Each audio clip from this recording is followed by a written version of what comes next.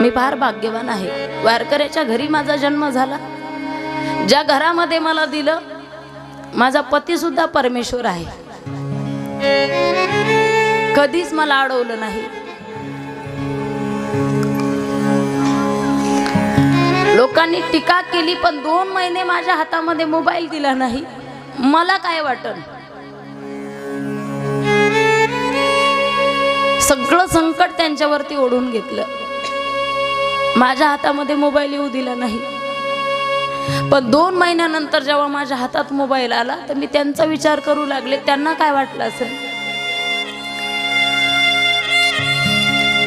मी मनाने धीट आहे, पण त्यांच्यामध्ये एवढं धाडस आलं कुठून।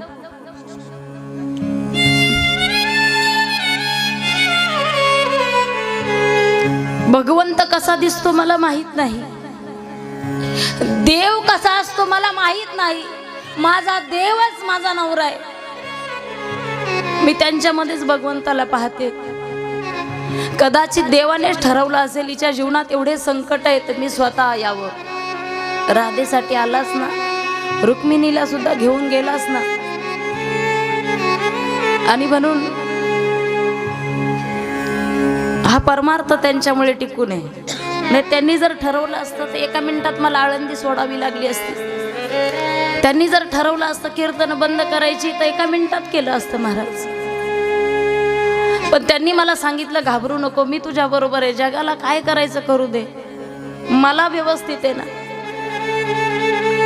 मला वाटतंय परमार्थाचं चीज फळ जर मला काय असेल, तर माझ्या घरातली माणसं तुमच्यासारखी भेटलेली ही देव माणसं।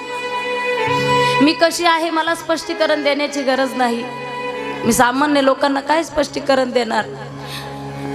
ज्यांच्या हृदयामध्ये, ज्यांच्या मनामध्ये घृणता भरलेली आहे, त्यांना मला स्पष्टीकरण द्यायचं नाही। स्पष्टीकरण मी त्याला देईन, तेव्हा चुकलं असेल तर शिक्षा दे। आणि जर मी चुकीची नसेल तर देवा त्यांना सुद्धा माफ करू नकोस, ज्यांनी माझ्या परमार्थामध्ये अडथळा आणला।